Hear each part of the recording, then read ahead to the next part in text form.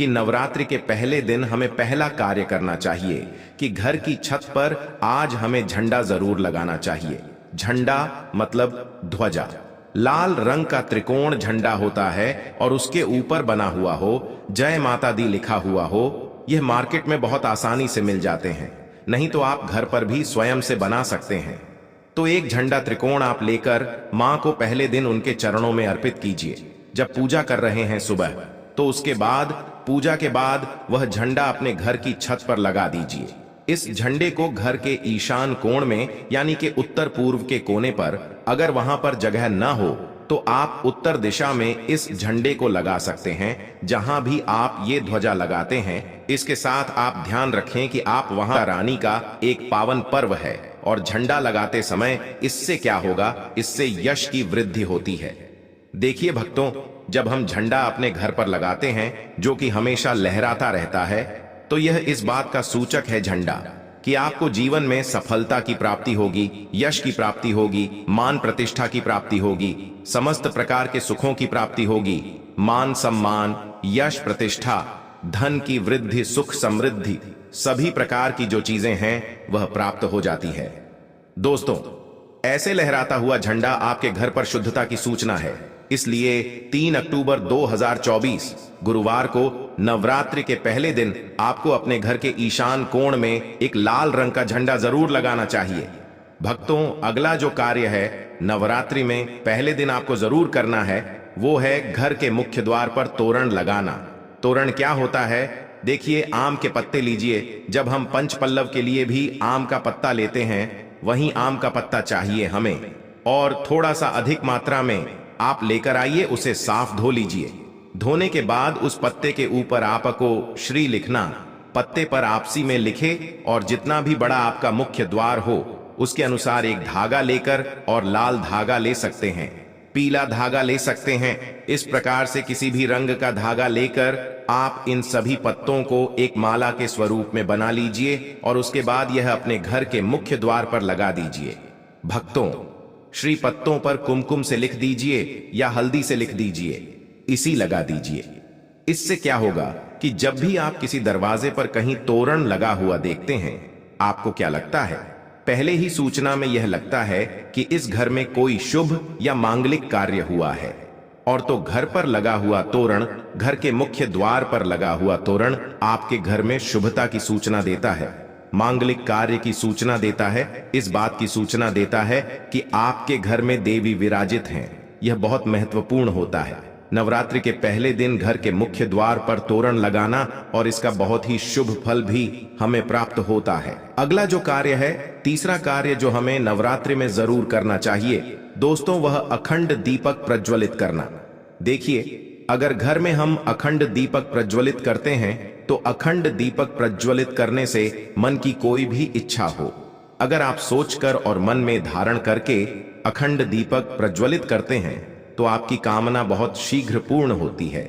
लेकिन इसके अलावा दीपक इस बात का प्रतीक है कि आपके घर में किसी भी प्रकार की नकारात्मक ऊर्जा प्रवेश नहीं करेगी, और मन से, घर से हर तरह से नकारात्मक ऊर्जा को दूर करता है दीपक। इसलिए अखंड दीपक चैत्र नवरात्रि में पहले दिन से लेकर और नवमी तिथि तक प्रज्वलित किया जाता है, जिससे कि शुभता का घर में वास हो, सकारात्मक ऊर्जा का घर में वास हो। और जहां पर सकारात्मक ऊर्जा होती है, वहां पर सुख समृद्धि धन वैभव की प्राप्ति होती है। और दोस्तों, आपको बता दें कि मां भगवती वहीं वास करती है जहां सकारात्मक ऊर्जा रहती है। इसीलिए हम घर के मुख्य द्वार पर तोरण लगा रहे हैं, ताकि बाहर से, मुख्य द्वार से किसी भी प्रकार की नकारात्मक ऊर्जा हमारे घर में प्रवेश न करे। इसके अलावा जब हम दीपक प्रज्वलित कर रहे हैं, तो हमारे विचारों में किसी प्रकार की नकारात्मक ऊर्जा न हो, इसके लिए हम प्रज्वलित कर रहे हैं। जब हम पूजा प्रार्थना कर रहे हैं, मंत्र जप कर रहे हैं, निर्विघ्न उसे हम पूर्ण कर पाएं, इसके लिए अखंड दीपक प्रचलित किया जाता है। लेकिन अगर आप किसी भी कारणवश अखंड दीपक प्रज्वलित नहीं कर पाते हैं, तो सुबह शाम दोनों समय जब मां की आराधना करें, तब आपको शुद्ध घी का दीपक जरूर प्रज्वलित करना है।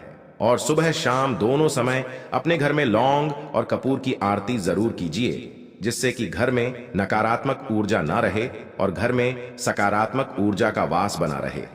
अगला जो कार्य है नवरात्रि में आपको जरूर करना चाहिए वह कलश की स्थापना।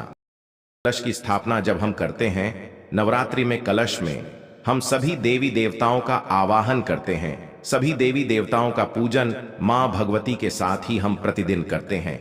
इस प्रकार से जब 9 दिनों तक लगातार हम समस्त देवी देवताओं का पूजन करते हैं, घर में आवाहन करके विधि विधान से विशेष रूप से हम उनकी आराधना करते हैं। क्योंकि जब हम मां का पूजन करते हैं पहले हम कलश का पूजन करते हैं, धूप दीप नैवेद्य चीजें हम मां को अर्पित करते हैं विधि विधान से, और इसके साथ ही कलश को भी हम इसी प्रकार से अर्पित करते हैं। तो सभी देवी देवताओं की विशेष पूजा हम 9 दिनों तक कर रहे हैं।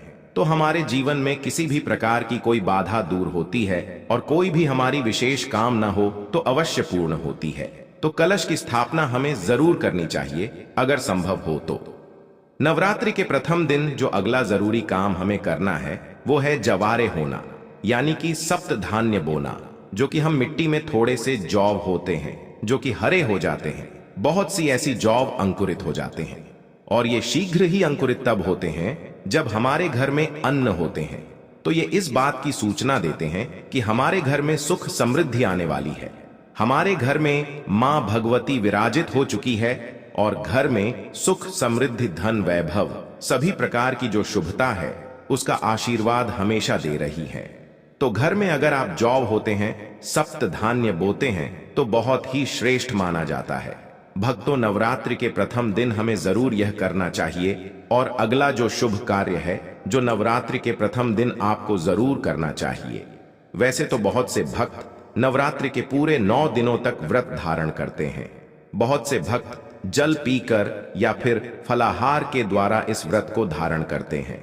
लेकिन अगर आप पूरे नवरात्रि व्रत धारण नहीं करते हैं तो नवरात्रि के प्रथम दिन आपको व्रत धारण जरूर करना चाहिए।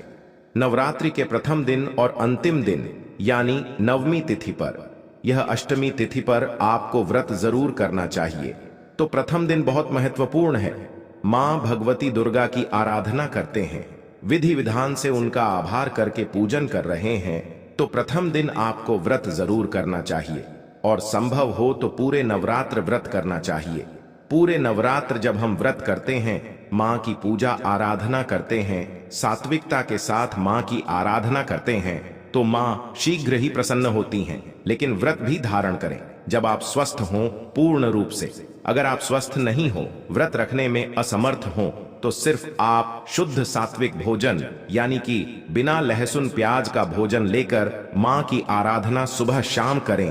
तो सच्चे मन से भक्ति भाव से हम मां की आराधना करते हैं तो मां शीघ्र ही प्रसन्न होती हैं।